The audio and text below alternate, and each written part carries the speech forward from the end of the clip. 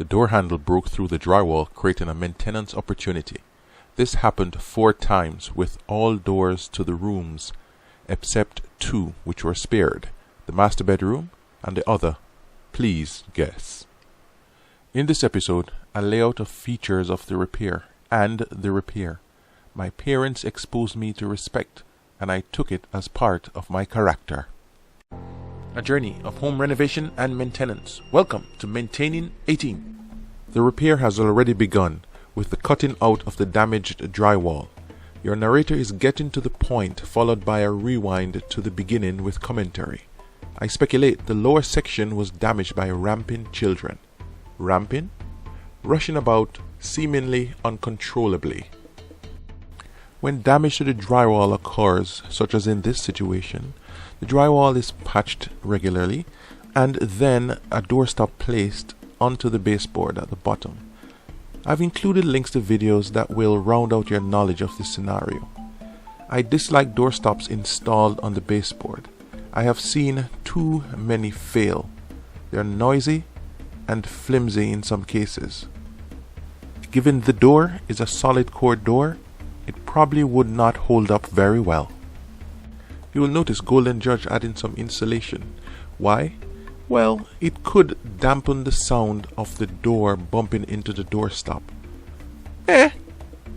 Like a broken bone that heals to be stronger, this drywall is being patched to be stronger. This means the drywall has to be reinforced, and although the section has no risk of damage from the door, it's being reinforced. The block is 2 inches taller than the opening in the wall. I'm using pocket holes to make it easier to install. Another technique will be presented during the rewind. It is now time to install the drywall. Golden Judge is making a note of areas where screws are not to be placed. The objective here is to avoid screws being driven into each other. This includes the screw to secure the doorstop. While Golden Judge is installing the drywall and all the steps for the repair, I'll be discussing the origin of this problem. Keep in mind, the doorstop came with drywall anchors. This is telling as to what is behind most walls behind the doorknob. We want a functional home, and we want to use it and not treat it as if it's made of eggshells. These types of damage should not happen. Golden Judge will be doing a lasting repair. A quick survey of creators reveals door-related damage to drywall is common. Somehow it happens to older homes, or maybe those are the only homes which are recorded. I have to correct the framing for the 18th, and maybe it was a shortcut taken during construction in that framing blocks were left out. Framing blocks should be in the bathroom for the towel rods, soap dishes, toilet paper holder, and so forth, and in other areas for the support of curtains and yes, door stops. This tape is yellow. I've not used it before. Basically, its claim to fame is if there's not enough drywall compound on the wall to cover the tape, it will bleed through and it will show yellow.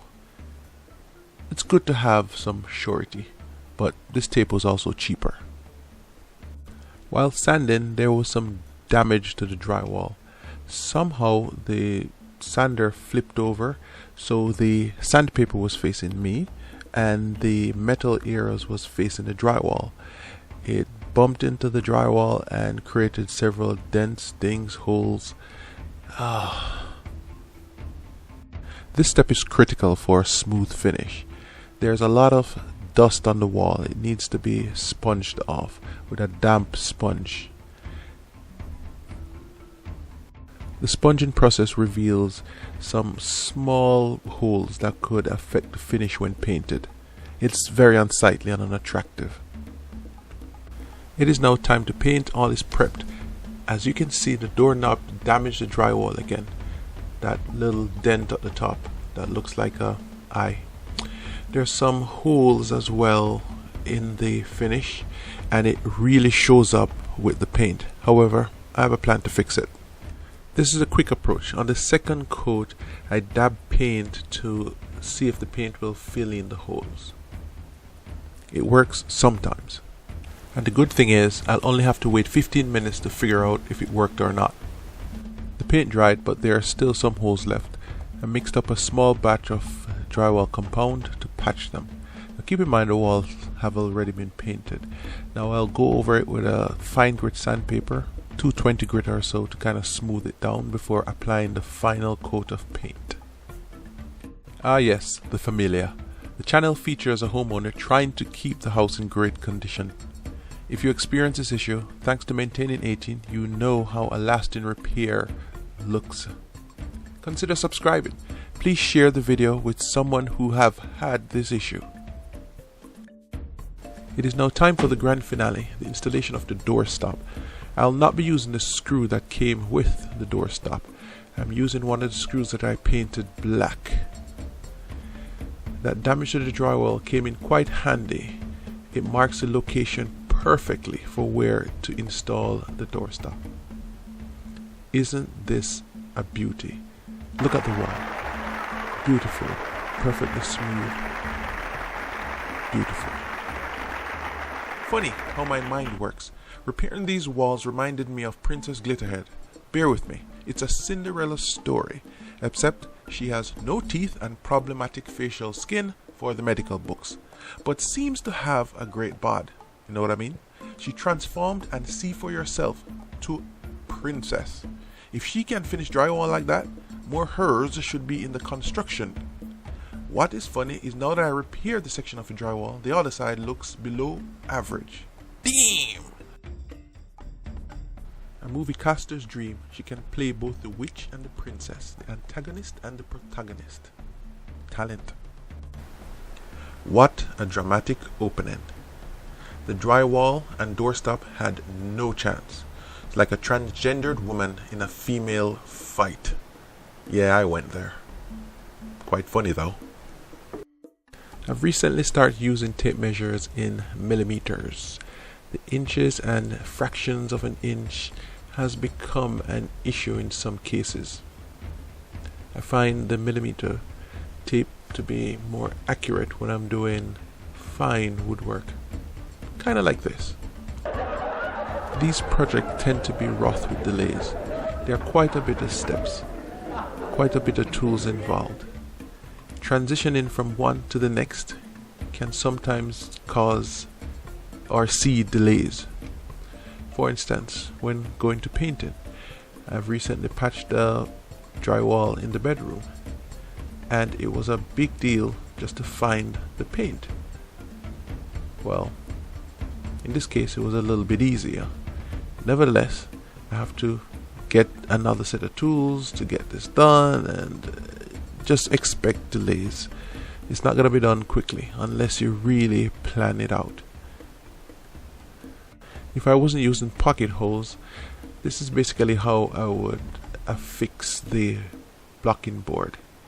I drill it in a little bit, then put it at an angle and drive it home.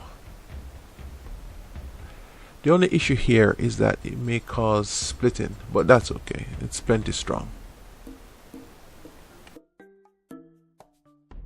As part of my research, I've tuned into a channel, Ferguson. What he's doing is repairing a section of a drywall which was damaged by the doorknob, similar to my circumstance. However, the repair itself is quite typical. You provide some form of backing for the drywall and then attach the drywall to the backing.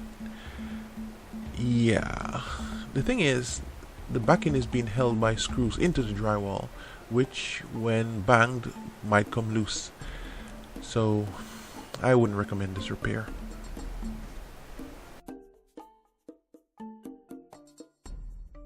So what I did here is I put some backing for the doorknob so that it won't just bust through the sheetrock.